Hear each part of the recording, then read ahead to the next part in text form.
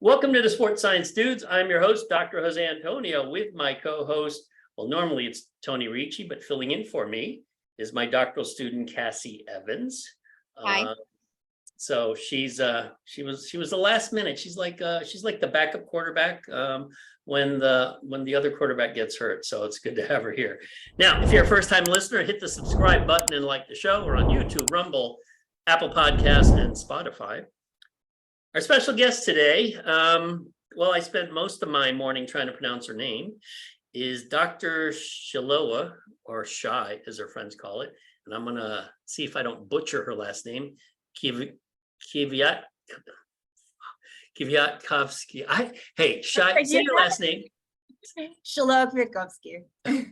Okay, that doesn't sound like anything I've ever said. Okay, well, thanks for filling in and pronouncing her last name. Shy, as her friends call her. She's a postdoc at University of Arkansas for Medical Sciences Center for Translational Research and Aging and Activity. I've always wondered why I have to say all the names, and you can't just say our postdoc at Arkansas. You're working with Dr. Arnie Ferrando, by the way, so that's pretty cool. Yeah. You got your PhD at Florida State University, working with Mike Ormsby, researching the effects of collagen peptide supplementation on pain, function, and connective tissue turnover in middle-aged, lifelong athletes, and I know we have a lot of questions about that. Prior to that, actually you have an interesting background. You research human performance and blast injury in U.S. Navy Special Operations warfighters. That's pretty cool. You have dual grad degrees in exercise physiology and nutrition from San Diego State University, which, by the way, is a very pretty campus. I love that campus. Too bad California costs so damn much, but it's gorgeous there. She's also a certified tactical strength and conditioning facilitator through the NSCA, certified sports nutritionist through the ISSM, and her current research focuses on connective tissue turnover and protein kinetics in active and aging populations, and is actively studying the efficacy of collagen peptide supplementation on bone, joint, and health. So I'm not even going to try to butcher your name. We're just going to call you Shy from now on. Dr. Shy, welcome to the Sports Science Dudes, although it's only one dude here and two dudettes. Thanks for joining us this afternoon. Thanks for having me. Yeah, the estrogen is taking over today.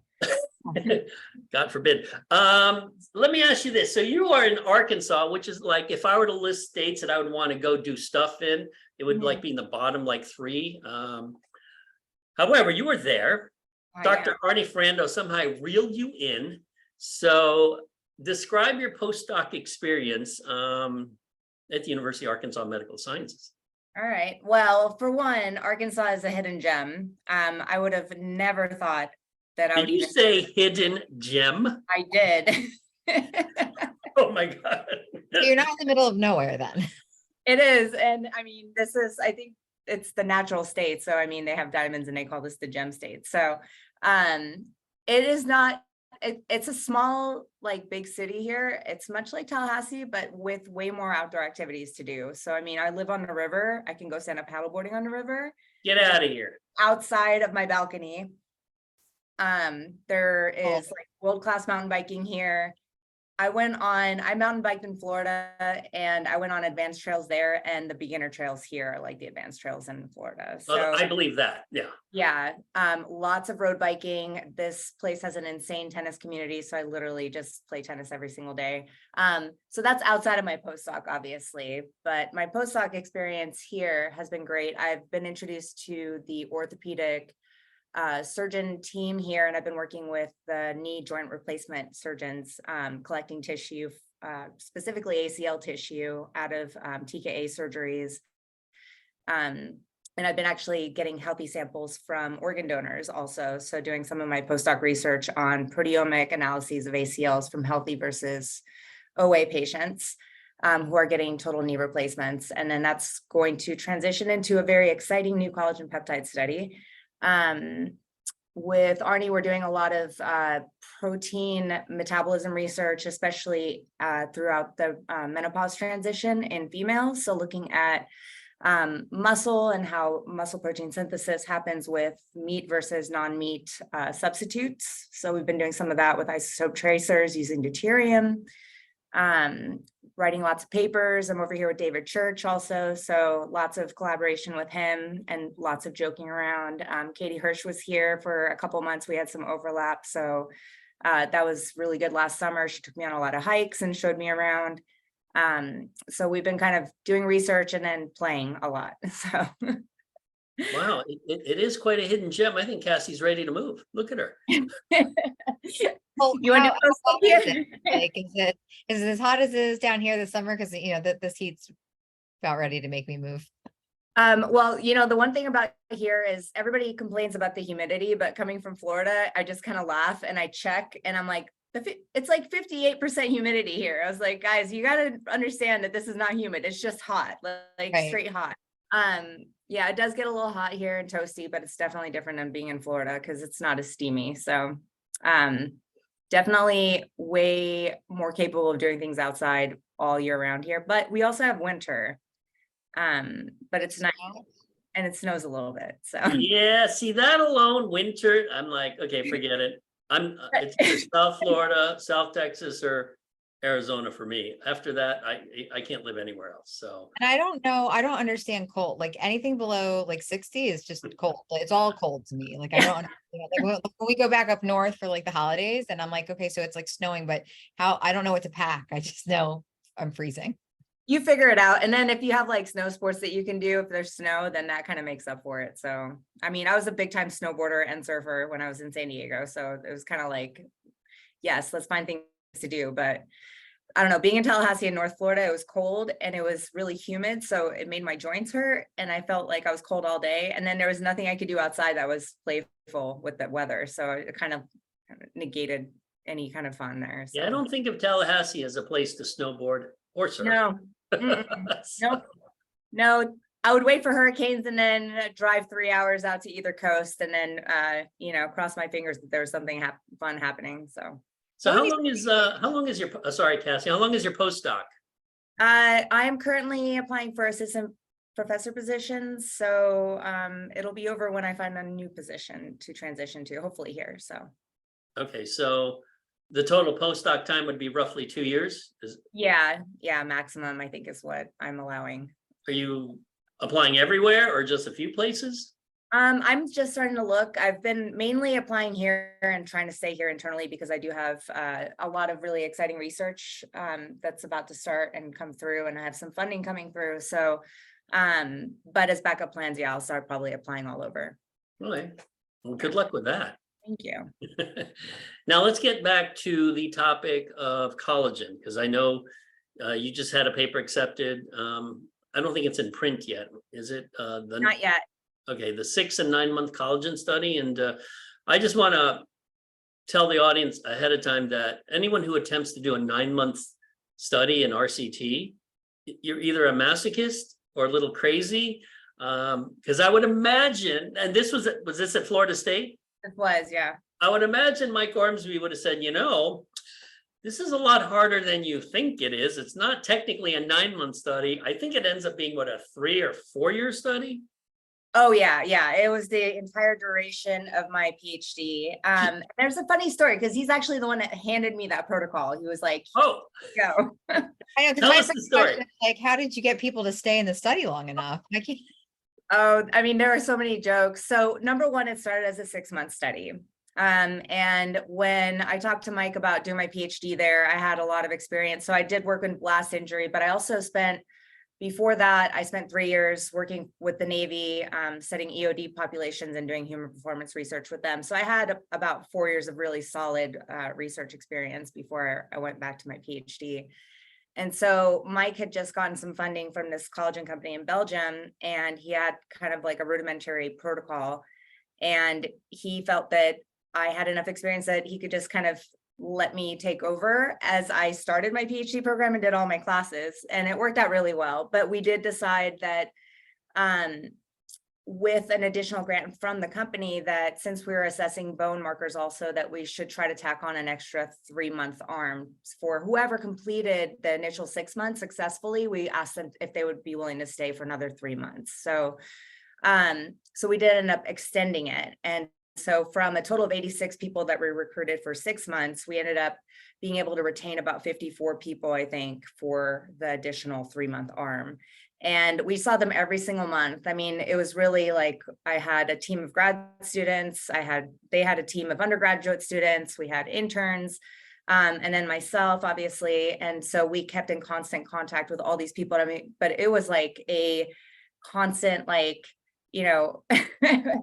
conveyor belt of like people coming in for assessments at 5 a.m. and 5 p.m. every single month, checking in on them and making sure that they're kind of adhering to supplementation, that they're filling out their food frequency logs, that, they weren't having issues with any of the supplements, that they were happy to stay. And a lot of them were, adamant about not staying on at the 6-month point. And then we just kind of, gave them some incentives, like a little bit more money. How about 1 year free supply of collagen if you stay on? And so, and then I had a little, talk with them about how important they were to the study. And so, just really a lot of positive reinforcement, and that's how you keep people on, but you have to really communicate with them constantly to get them to stick through it. So yeah, but really good team and really good people working with you and making sure everybody's on top of it. It's the only way to keep people involved.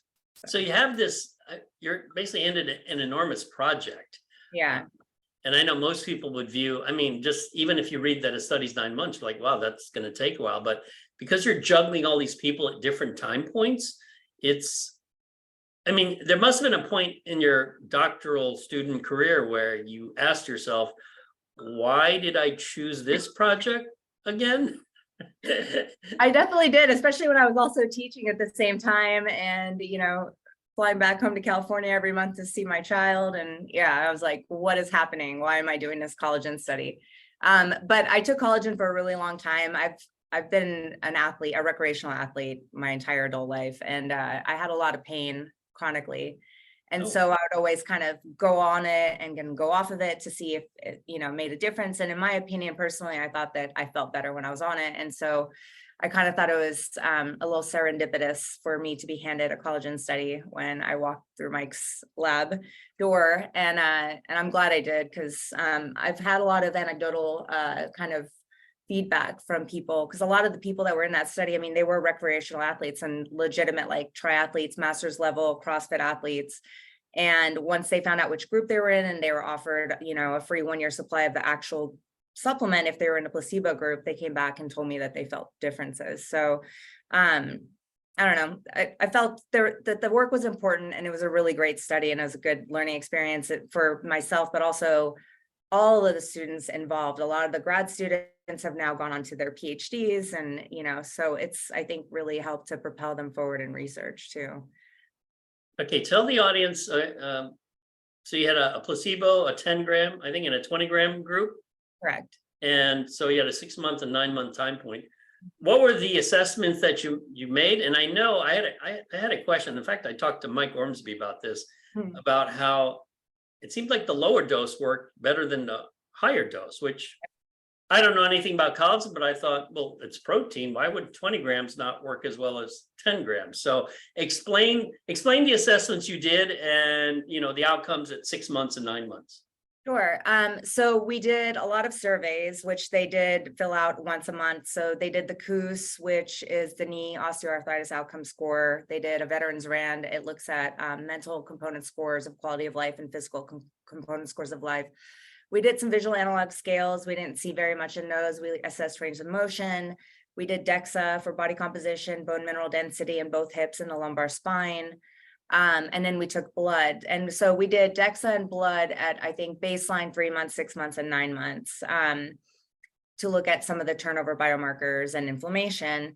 And so we ended up seeing significant improvements in that 10 gram a day group in 2 of the subscales of the KOOS, and then in the mental component scores for the veterans RAND, which is really exciting because nobody's ever seen anything with respect to, like cognitive or like mood function with collagen peptides, but they have seen, animal studies have seen similar results though, which is really interesting because, and it really has, it relies heavily on the composition of the bioactive peptides. So these di and tripeptides that are found in in the collagen peptide formulation, depending on how they're hydrolyzed.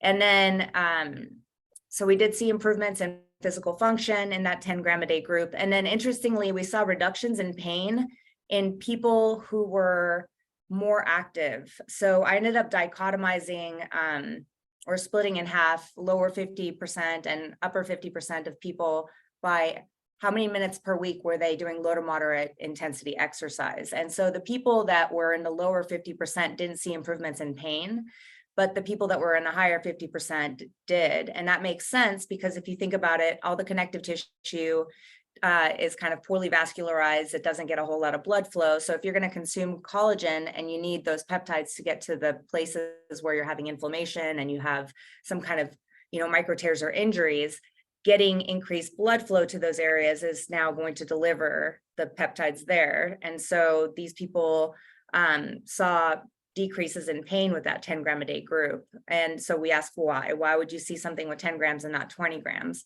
Well, I think, remember that dose makes the medicine or the poison in our body, right? And so I think that there is probably kind of like a bell-shaped curve with, kind of like a plateau and a rate of diminishing returns potentially. Arnie thinks that has to do with the glycine also, that there might be a shuttle to the ammonia cycles, but we haven't really been able to test it. So we just kind of need to look at that maybe in the future. But we do know from the literature that lower doses seem to be more effective, and kind of higher doses, depending on what you're looking at, either just kind of stop doing anything, or in some of the animal studies, you just lose the effect completely. So it just depends on how high that is. And are you suggesting because you mentioned that there's a difference in mood. So are you suggesting that the collagen actually is what's responsible for the mood, or is it the decrease in pain that they're reporting that makes them feel better? Because now they're not experiencing pain. They can probably enjoy exercise more. I would assume that that's going to make people a lot happier as well. So that is the question. That's precisely what I asked myself also. And so that's something that we need to investigate a little bit more. There are a couple animal studies that looked at a couple of the specific bioactive peptides, and they saw that hydroxyproline and proline are able to actually cross the blood-brain barrier, and they saw that there were positive effects on dopamine and some other neurotransmitters. And I don't know specifically what the composition is of the peptides in the supplement that we tested, so I can't speak to that, but I know that other bioactive peptides do not cross that blood-brain barrier. So I think it's important to know what the formulation looks like from that standpoint, but it is a little bit difficult to measure, and the company has to be willing to measure it also, or at least report it. So the question is, yes, is it because you had less pain and you're able to be more active again, or is it because there was an increased effect somehow on something in your brain that made you feel better? So that's a great question. Combination of both. Exactly. Yeah. Were there any body comp changes in the collagen peptide groups? No. So that was one thing. It hasn't been reported yet. That's going to come up in another paper that I'm working on right now with some of the biomarker stuff. So we did see changes in some of the markers of connective tissue turnover also that is being written up currently. And one thing that's interesting is that I think previously synthesis has always been kind of what everyone has focused on, especially with, bone and muscle and also connective tissue. But when you start looking at some of the newer research with connective tissue, you're starting to think about synthesis. And then also you have to look at breakdown, because if breakdown is not keeping up with synthesis, then you end up with fibrotic tissue, and then it becomes stiff and it's dysfunctional. And so when it comes to connective tissue, I'm actually focusing on measuring breakdown as opposed to really focusing on synthesis, because with age, we're getting more fibrotic tissue that is less functional. And so we actually saw an increase in some of the markers of connective tissue degradation, which I think corresponds to potentially breakdown of damaged tissue so that new tissue can be laid down. So that's some of the new stuff coming up. But with body comp, I mean, there was no exercise intervention. Everybody was really variable in the types of activities that they were doing. So unless they're doing some kind of specific exercise, like resistance training routine, I wouldn't expect to see anything. Yeah, I was thinking specifically bone mineral density or their T-score or Z-score. That didn't change at all. And No, and I think again, it was a little variable, is 40 to 65-year-olds. Some were osteopenic, osteoporotic, some were not. There was a 50-50 split on males and females. 50% of the females were postmenopausal. So I think the length of the study, as well as the variability in our study population, would have limited our ability to see anything in bone. I definitely think there is one study that looked at postmenopausal females that had either osteopenia or osteoporosis. They supplemented with 5 grams a day for 12 months, and they did see some results. So I think that that study needs to be replicated for sure. So would the lowest possible or lowest dose that would be beneficial be 5 grams?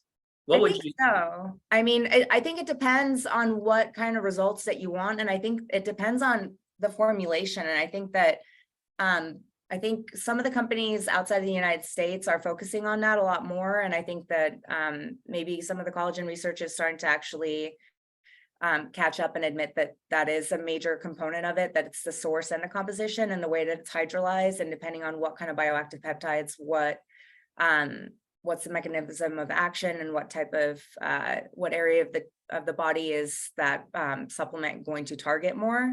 And then I think that the dose is going to be very dependent on that itself. Does aside from like the dose, you mentioned like the type of peptides that are in there can make a difference. And then is there, I guess, the form, whether it's a pill or a powder, if you're consuming it with food or not, that affects its bioavailability? I don't know about that. I know that the type 2 collagen supplements generally come in smaller doses, and they come in capsules usually. The type 1 usually, and 1 and 3 is usually combined together. That usually comes in a powdered form. I don't know if the form of it actually matters. I do know that there have been a limited amount of studies that have looked at combining milk protein with collagen and seeing increased effects. And it could have something to do with some of those bioactive peptides that are also found in milk protein too. And I've had some conversations with people that are in the whey industry about this. And so we definitely think that we need to do some combo studies coming up as well. Well, not just because of that, but also because collagen does not, I always have to tell this, and then let me, get the elephant out of the room first is, everybody's like, well, collagen is a protein and whey is a protein. I always tell people, do not supplement or do not replace, whey with collagen with whey or vice versa. Like, I think that they should be used together because one has everything you need for your muscle, essential amino acids. The other one is like for something totally different. So, but other foods, I don't know if there is any kind of impact aside from making sure that you have adequate vitamin C status also when you're consuming the collagen. So, Yeah, when you look at the, I guess the joint support space in the supplement industry, the 2 supplements that are pretty much, I guess they've been pretty much around for the last few decades, are chondroitin sulfate and glucosamine. I actually take glucosamine. I've probably been taking it for 20 years, to be honest. I don't know if it does anything, but my joints seem fine. So I don't know if it's because I do non-impact stuff, or maybe I'm just, genetically gifted and have no joint pain. How, Cassie's like, yeah, that's funny. When you look at the category, how would collagen protein rank in terms of efficacy compared to glucosamine or chondroitin sulfate or some combination thereof? Or is there some sweet spot where if you combine them all, maybe that's better than each of them, singularly? More is better. more, not always. Remember, rate of diminishing returns. I'm not as familiar with the chondroitin and glucosamine space. I do have a visual of a graph that I saw not too long ago about them kind of plateauing with research and popularity, and collagen kind of skyrocketing. And so that's just some market data. Yeah. I don't know about the research, and I don't know if anybody's looked at them together. I haven't seen anything.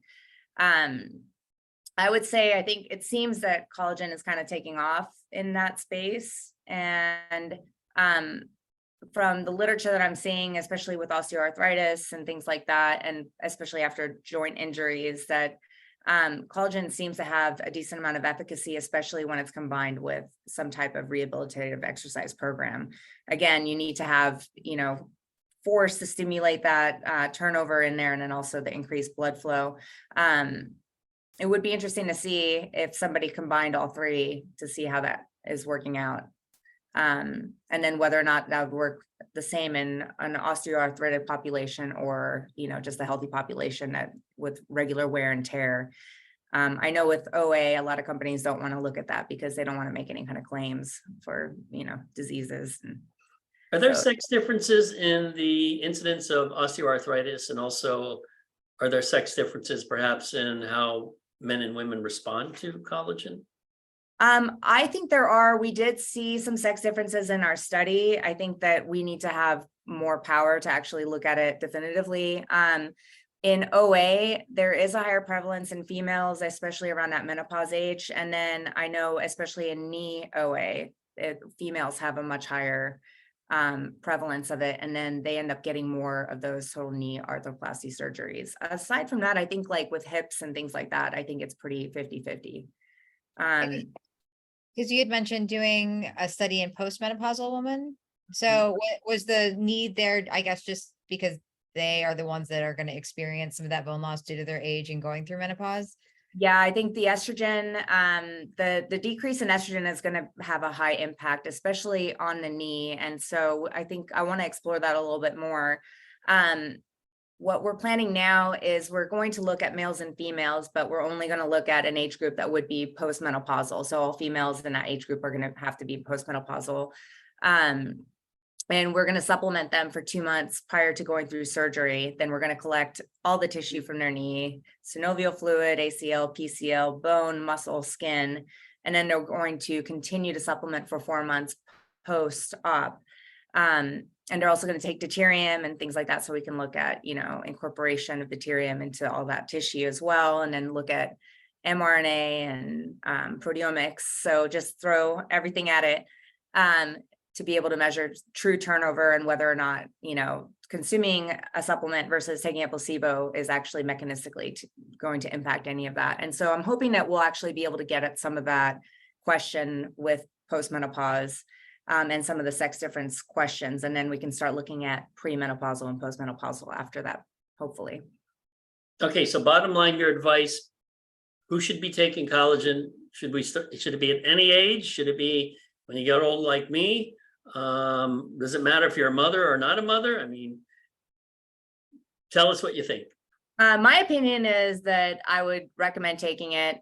I would recommend taking maybe 5 to 10 grams. I take it every morning with my whey and just get it out of the way. I think, you know, there's a lot of studies that support its effects on not just joints, but skin health. And as a woman, I want to try to stay as wrinkle-free as long as possible. I was going to ask you about that. Wait, does it actually do that? I have no idea. Yes, collagen Yes. production in the face like drastically decreases as you get older.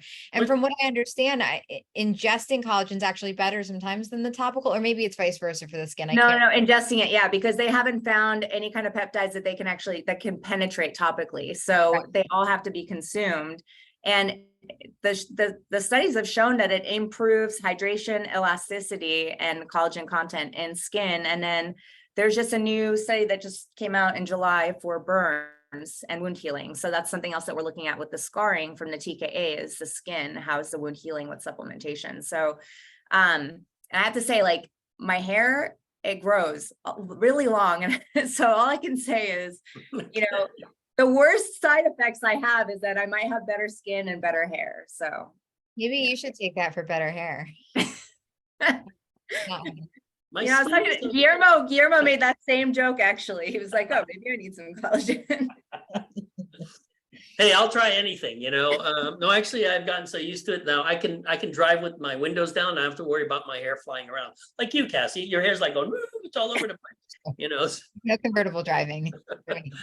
Well, actually, that's probably why most people would want to take it. If it makes your hair and skin look better, who cares about your joints? Hey, I want pretty skin, right? I mean, Yeah. as Yeah. this, but I mean, Is it's there a adaptive difference? functions. ahead. 'Cause you mentioned like different sports, and I know you were looking at like recreational athletes, and obviously triathletes tend to have more like endurance style exercise compared to maybe CrossFit. Like, is there anything to suggest that like maybe a endurance athlete is better suited for taking the collagen supplement versus someone that, I don't know what we would categorize CrossFit as, but maybe a power lifter or. Yeah, strength power athlete. Yeah, yeah. Yeah, I don't know. I think we had, I think, I think maybe the more frequently you exercise might be a good indicator of how well it might work for you, just because of what I saw from dichotomizing the exercise frequency groups. I don't know if the intensity of it makes a difference or not. I did look at those numbers when I looked at vigorous versus low to moderate, and I didn't see any kind of differences when I looked at vigorous exercise or resistance training versus aerobic. But I did see just low to moderate exercise frequency was what really kind of started to show differences between the groups. But that was just in our study. So I really can't speak to how it would be in another population, but I just think if people are moving and they're getting that impact and they're kind of stimulating some of that turnover already, and then they're getting the building blocks and increased signaling to those areas for enhanced, joint recovery, then that's going to be beneficial for them. So will any collagen supplement work? Like I know like Whole Foods, for instance, sells like a fancy vanilla flavory one, or like is there a specific kind or reputable brand, or like if I, as your average consumer, am going to the store and looking for one, like what are some things that I should pay attention for? I just always tell people make sure it's third-party tested, and that's all I can say. I don't know all the brands that are out there. A lot of the brands get formulations from the bigger kind of companies that are the ones that are actually funding the research, and then they make their own kind of combinations of them. I know what's popular out there. I know what I use. I don't know if I should drop brands names or not. You guys can tell Sure, me. go ahead, drop them. I mean, I use Vital Proteins. It's easy to find. I have a relationship with them. And then also they do use one of the companies they use is the supplier that funded our research previously, but they also use a bunch of other ones out of Europe also. So, and they seem reputable and they're third party tested. But I mean, I always say like, look at what looks affordable, what seems, appropriate. I think they should all be relatively the same unless they're starting to make claims that they're formulated specifically for X, Y, and Z, So, for instance, marine collagen is supposed to be better for, the skin. So maybe if you're really looking for it for anti-wrinkle, anti-aging, maybe look at like a marine collagen. But I think, none of that has really been tested and none of them have been compared. So we're still kind of questioning whether, does it matter what the source is, if it's all formulated into the same type of, peptides or not. So is the marine, because I wonder if the other advantage, or not advantage, but like a take sometimes that food companies will do is because obviously collagen is an animal product, so vegetarians are missing out on the awesome benefits of it. But sometimes they'll say something's marine, like a marine collagen, and hope to kind of get The it. So pescatarian. Is it coming from fish? Is it coming from something Yeah, else? it's coming from fish. Yeah. So yeah, and that's a good point too. They're increasing, their population of people that might be willing to buy it. So I know that, for instance, collagen made out of pig is not very popular in the United States, whereas in other countries it's more popular just because people aren't as apt to buy it here. So bovine collagen here is pretty popular because nobody has an issue with the beef products. And so the marine might be more popular in places where people don't eat pork or beef. Is pig ear collagen? Pig ear? Yeah. Pig ears. Okay. Yeah. I wouldn't suggest eating it though. I don't know if it's human grade. Well, no, I think, I swear to God, it's a Filipino dish. Because we eat pretty much every part of the pig. Yeah. I think the hoof is even included in some of the dishes. So maybe that's one of the arguments actually as to why we should be supplementing with collagen peptides, is because our ancestors used to have diets that contained collagen. And now in the Western diet, especially, we're no longer eating foods that contain collagen. And so, beef broth and all those things kind of made a comeback, in the last 10 years. And so that's kind of a source, but that's native collagen and it's still not as effective at increasing those peptides and amino acids like glycine and proline, hydroxyproline in the blood. But still, I mean, you know, if you have that naturally in your diet and you're consuming all those amino acids, then you're getting the building blocks at least. But most of us aren't consuming dishes like that anymore. Yeah, Well, it's kind of- doesn't like- skin have high levels of collagen? Do you eat skin? No, Cassie, do you On eat chicken, skin? I do. I got a rotisserie What? chicken, I'm gonna eat the skin, like, Like pig obviously. skin. You ever had pig skin? Isn't that not chicharrones? What's the other? Chicharrones. It's Uh, lechon. It's called lechon in. There's like the Philippines. fried ones, aren't they? Like there's pig skin. Is that what? Oh I'm yeah, those pork rinds. Yeah, Pork pork rinds, rinds. yeah. Yeah, I've had pork rinds before. I mean, if you look at it from, I know this is very popular right now in the food industry, but from like a waste or trying not to waste aspect of it, I mean, people should get on board with using every aspect of the pig because it Yeah. does supply a lot of great nutrients. And now we know collagen and That's Yeah. interesting.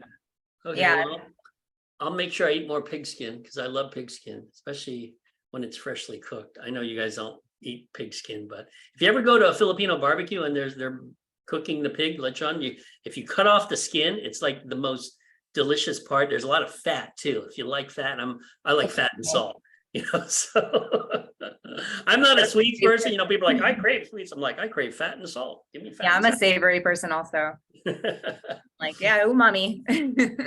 Okay, so from now on, I need to start at least 5 grams a day of collagen, just to see what it does. Yeah. I'll be curious to see if I look 3 months younger. So that by itself would be worth it. So so tell us a little bit about some other projects you have going on at University of Arkansas Medical Center. Okay, yeah. So I think I mentioned earlier that I just finished a proteomic study on ACL, collecting ACLs from people with osteoarthritis that went through total knee arthroplasty surgery. And we're characterizing their proteomic profile, and then we're comparing it to healthy samples. So they have a company out here called Aurora that they do organ donations and tissue donations from people that qualify. And so I was on call for several months. 2 a.m. usually is about the time they give me a call and they tell me that they had somebody that died in an accident or from natural causes that meets criteria, and I'd go in there and collect their tissue. So it's currently being analyzed, and we're going to use these profiles basically to then set up the next study and see what we can do as a targeted analysis. So the next study is that we're going to give collagen to people going through TKA surgery, as I mentioned earlier, placebo versus supplement group, total of 6 months, 2 months prior to surgery, 4 months after, and look at how the collagen supplementation prior to surgery impacts collagen turnover, signaling, mRNA, and then also the recovery measures of post-surgery. So we'll look at movement screens, we'll look at all the same survey measures, we'll look at mood, their feeling throughout the recovery process, and we'll look at wound healing of the incision site, which is usually really large. It's a pretty gnarly surgery. I don't know if either of you have had the opportunity to be in the OR watching that thing, but yeah, it's amazing that these people, but it improves their quality of life because a lot of them just can't really do anything else until they get that surgery. And a lot of them are in there for both knees, you know, like, yeah. That's How People, old are these people typically? I mean, it ranges. So again, genetically gifted. I know runners who can run till they're 90 and do 100 miles a week. And I know people that can run 10 miles a week for, 5 years and their knees are gone. So, there are a lot of athletes. There are a lot of people that are obese, a lot of people that are sedentary. They kind of run the gambit. For this study, we're going to do, I think, 50 to 70, just so that we can kind of normalize by hormone profiles also. And we'll see what happens with that. And that should be kind of a landmark study for future studies, hopefully. And so we'll be able to look at, how is the bone incorporating some of that collagen peptide? How is the ACL versus the PCL? ACL doesn't really get a lot of blood flow, PCL does. So is there a difference in both of those ligaments in their incorporation of it? Is synovial fluid, is inflammation down? This is going to be a disease population, so osteoarthritis. So basically won't be able to necessarily say that this applies to everyone that doesn't have osteoarthritis, but it's a good start because I think the efficacy of collagen is questioned a lot. And I think that once we have some kind of mechanistic data out there in humans, it would be a good way to kind of lay the foundation as to whether or not this actually is doing something. So not related to like the actual study itself, but just kind of the collection part, if you can back up a little bit, because I was just curious, because you mentioned you were on call. And so would they actually hand you the tissue, or were you working with the cadavers yourself? I would go into the OR where they were processing the cadavers. So they're Okay. harvesting all the tissue. And I don't know if people know that this happens, but some people that are willing to, you know, donate their organs also donate their tissue to companies that then make prosthetics. They make all kinds of, you know, kind of devices or products that are biologics that can go and be used for other people that, you know, for burn victims, for people that are getting, you know, they're taking out veins, they're taking all kinds of tendons and ligaments and synovial fluid, and they're taking bones. And so they would basically remove all the skin, they'd send it to different processors. They would kind of break the bones off and then put them into different bags and send them to different processors. And then when they got to the knees, they would ask me to kind of tell them which ACLs I wanted. And then we would kind of, then I would just take them with me and process them however I needed to process them. Right. So it was a lot of dead bodies. It took a little bit of getting used to, especially hearing the snapping of the bones. I got Ouch. a little queasy once, and then after that I was fine, but yeah. Yeah, they when I was in grad school at University of Texas Medical Center, I actually, on your driver's license, you could check off if you want to be part of the willed body program. So once you die, you actually have to call the university, and they actually pick up your body and they embalm you, they do whatever, and they use you for gross anatomy class or whatever. What's funny is now as I've gotten older, I don't check off the box anymore. I'm like, you know what? I think I'll keep my body. I don't need medical students to be chopping it up or whatever. I go to the body farm, you know, they have that body farm where like they like examine like the different rates of like decomposition. Oh yeah. Oh yeah. Yeah, that's where I want to end up. PSI, right? Yeah. Yeah, I don't think I'm still an organ donor. I think, you know, Same. but I don't know about body farms or, you know. cadavers. what was the other, God, there was another question I had about that. I'm blanking now. Cassie, if you have a question, go on. I Well, got stuck on the willed body program. I can relate to the cadaver thing because a couple summers ago I was part of, I guess technically I was an employee, but we were doing cadaver dissections at Nova, and it's just a really surreal experience. But that's why I was asking, like, if you were actually like in there with them. And it is really neat to learn. I knew that you can dedicate or donate your body to science, but I didn't realize that they use so much more than just the organs, you know, having the opportunity, like in your case, to use it for your study, or like the bones and the veins is, well, I find it heartwarming, but Yeah, it is. And so, I mean, I don't know if you realize, so if they are organ donors and they're still alive and they're able, so they have to still have like, I think, a beating heart, or they have to be able to keep them alive while they're harvesting those organs. But otherwise they can still at least donate that tissue, even if they can't donate the organs. So, I mean, the family signs off on it, and then as long as they qualify and they don't have any kind of major diseases or anything like that. But yeah, it's something I was all new to me. I had no idea. I was just, one day I was walking into lunch, and it seems really morbid. Well, and you know, David and Arnie and I eat lunch together almost every single day. And I was just like, how do I get a healthy sample? How do I get a healthy sample? Nobody's going to let me take out their ACL. I was like, I wonder if organ donors. And so I walked in, I was like, what if I get it from dead bodies? And they just stopped eating, and they're just like, not this again. Oh yeah, okay, that jogged my memory. No, when I was in grad school, I was trying to get muscle tissue from just random people, and I ended up calling the coroner of Parkland Hospital. They call it the Knife and Gun Club, and I said, hey, this is an odd request, but when a new body comes in, can I come in and take muscle samples? And he's like, sure. It seemed so nonchalant. So I would go down there on a Monday, because on Friday, Saturday, Sunday, there would always be people killed, like literally Knife and Gun Club. A lot of young bodies. It was really kind of depressing. You see young bodies, like 18-year-olds, 20-year-olds. I'm like, holy crap. And I would take deltoid tissue, like, vastus lateralis, tibia anterior. I was looking at androgen receptor content, but just like you sort of think of like, how can I do this? I can't get all these volunteers to give tissue. Oh, wait a minute. I do have volunteers. They're not signing a consent form, but it all works out in the end. Yeah, no, I mean, that's how you think outside the box, and there's always a solution. And they're serving as your healthy control. Yeah. Okay. Yeah, so they couldn't have any osteoarthritis, and it's amazing because the tissue looks completely different. Really? Like, yeah, I mean, I've been doing tissue histology, and like you can tell right away which group they're in. The color of the tissue, especially when we went to pulverize them to go and try to it's really fibrous. So like we're trying to pulverize them after they've been snap frozen so that I could send like small pieces to proteomics.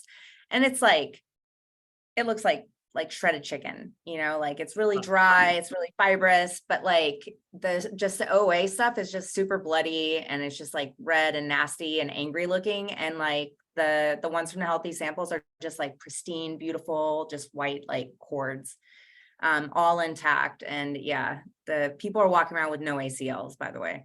Like I would say 50% of the surgeries I went into that I consented people for didn't have anything to even take out. Wow. Yeah. So that was also something I learned. And the surgeons were generally pretty surprised too, that they're like, sorry, there's nothing that we can give you from this sample. So, it was like, took a long time to get the disease samples.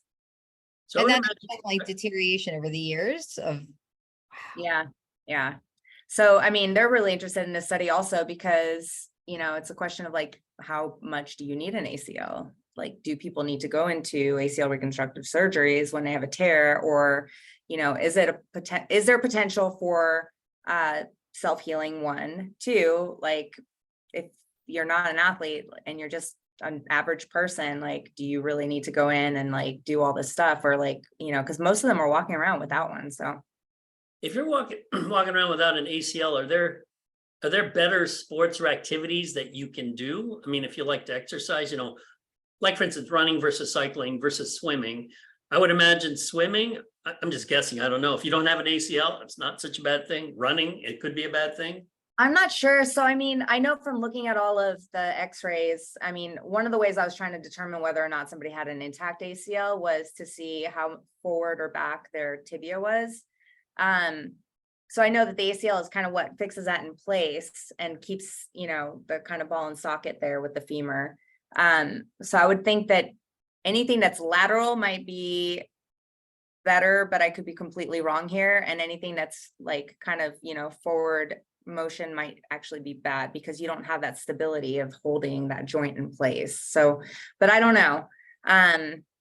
That's something that, I think they also want to look at. So we have a new sports med doctor starting, I think, next summer here. And I think he's really interested in looking and asking some of those questions also. So maybe we'll figure that out. I have some fun, goofy questions, Cassie, if you don't mind. No, I like these. Shai, you're going to tell us your training program and your supplement program. Okay. First, training. I want to know, are you training for anything, or do you just like doing random exercise like all the CrossFit people down the street? Oh, no. I'm always, I always say I'm training for life. So my philosophy is I want to be able to get up and do anything, anytime, anywhere, and be fit enough to do it. Right.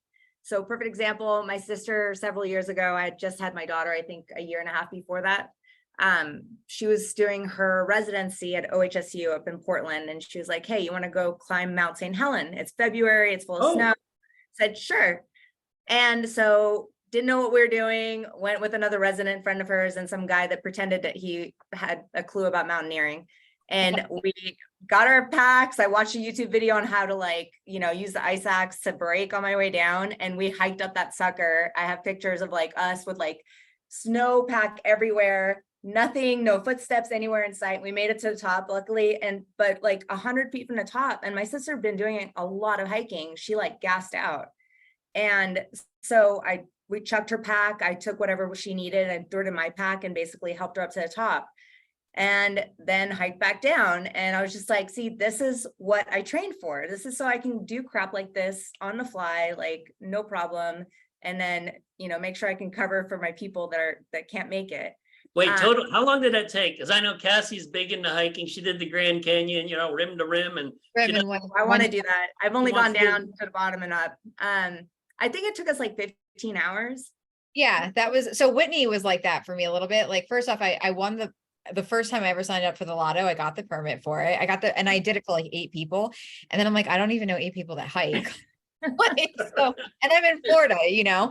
So, and it was right around COVID. So like I had a bunch of people that were going to go with me, and at the last minute, nobody went. Someone got sick, and I had some random girl that was a friend of someone else's friend that like said they were interested. I said, well, I'm going to be here on this day in California. If you show up, come hike with me. And I remember I showed up the day before at the base of the mountain just to kind of like check things out. And there was this guy, Crazy Jack, and he was like summiting Mount Whitney for like the 200th time. And he's like, have you acclimated? I said, well, I arrived from Florida this morning, so no, and I think Whitney took me about like 15 or 16 hours. And same thing, I was doing really well. And then that last mile, I made it to the top, but like we got to the top, and the other girl did show up. And I remember I told her, I said, I'm going to go back down. You take your time and enjoy it up here, but I got to get lower. And then the fun fact is, so it took me, like I said, I think 15, 16 hours. It took Crazy Jack like less than 9. And he did it in like a t-shirt and and I asked him like his like go-to snack, and he said Mike and Ike's. So wait, what is that? What? Mike and Ike. You can actually Google Crazy Jack. I bet. Yeah. So, Well, but yeah, Mountain Helen was like that too. There were people that were hiking up with their skis and their snowboards, and then they would like get up to the top, and then they would bomb down. so crazy, isn't it? And there was like avalanche people out there, like checking out for avalanches. Like it was just, I was like, that's on my bucket list now. I'm going to snowboard down one of these giant mountains, but it hasn't happened yet. That's pretty cool. So what about water sports? You said you surf. Yeah, well, I used to when I lived in a place that I can. I have a stand-up paddleboard here, and I kayak when I can, but I actually am dedicated to tennis at the moment. So I play tennis every day almost, and try Not to do pickleball? No, pickleball's fun, but I think that's like an adjunct to like maybe working on my net game. Yeah, but I am kind of psycho about tennis right now. So I play as much as I can. Some days I'll hit for 3 hours if I can find enough people to hit with me. But You play like pairs or singles or? I play singles, which is weird because I am 42, and most people my age don't want to play singles anymore. So yeah, trying to You're sounding prematurely old. like, what's happening? No, yeah. But yeah, I'm kind of dedicated to getting higher rated, and I'm playing in a lot of tournaments and a lot of leagues. But I also cross train. I try to cross train at least once a day with something else. So I've been cycling a lot here, like 15 to 25 miles, and then running and weight training, yoga. Basically anything I can do. A little of everything. Yeah, I used to be a rock climber when I was back in California, so I don't really do that anymore, but I might start because they have a community here. So I kind of adjust to where I'm living. In Florida, I was jumping horses a lot because I couldn't surf or rock climb. So, you got to find stuff that makes you happy and gets your adrenaline pumping just a little bit enough so you feel alive still while you're working. Well, one of these days you'll have to go paddling with Cassie and I. We go paddling the Atlantic Ocean, basically, I guess, I would love that. or the intercoastal. Yeah, the next time I do a crazy hiking trip, like a long one, I'll call you, because it's really hard to find people that want to do these like kind of endurance style, like, the rim to rim hike, the Grand Canyon, doing that in one day. Like, it's hard to find people that are willing to find joy. And yeah, no, that was fun. That was way more intense than I expected going down to Grand Canyon. I was like, this is steep. Yeah. No, I would totally do it. And we're at the base of the Ozarks here. So we have incredible hiking here. Everybody's like, and waterfalls for days, like every single place. There's books and books on waterfalls to see in Arkansas. So definitely, if you ever want to venture out this way, please do. I have an extra room too. So nice. Well, super cool. What are some of the supplements then that you're taking to kind of also prep you for life? Yeah, well, definitely collagen. I do supplement a lot with protein whey, just because I can't eat enough food that is going to have enough protein for me. And I try to kind of make sure that I'm getting a lot every day. I take vitamin C. I take multi. I take 10,000 IUs of vitamin D every day. My doctor actually said that I have the highest serum levels he's ever seen in a person. No way. What is it? It was like one something, like 110 maybe. Wait, and that's not from sun exposure. No. Holy geez. That's crazy. I don't know anyone who's ever had it that high. Well, Me then I tried to decrease it and I felt like crap. So I said, forget this. I'm going to take it. I'm just going to keep taking it because I don't have any adverse events. So, yeah, I take calcium and then just normal stuff, magnesium, biotin. I think that's about it right now. Caffeine. Oh, I'm a caffeine junkie. Yeah, I see. People always forget caffeine because it's sort of a normal part of your day, like coffee, caffeine. it is. Yeah. And I'm addicted to Monsters. So I'm not Now- going to lie. You mentioned, well, obviously you're taking vitamin C, but I think you mentioned earlier in the podcast that vitamin C, there's some sort of relationship to collagen. So can you not be deficient in vitamin C? Is it helping with the uptake of it? So I mentioned glycine, proline, and hydroxyproline. Those are the three main amino acids that kind of are continuous repeats throughout, especially type 1 collagen. And we need vitamin C for the hydroxylation of proline to hydroxyproline. And so if you have poor vitamin C status, or even I think there's a study out there that had people fasted and they didn't see the same results. And then they looked at their serum vitamin C and saw that it was pretty low. Cause I mean, if you don't have like excessive intake, like first thing in the morning, if you haven't eaten for 8 to 12 hours, you might have pretty low vitamin C and you need it for everything.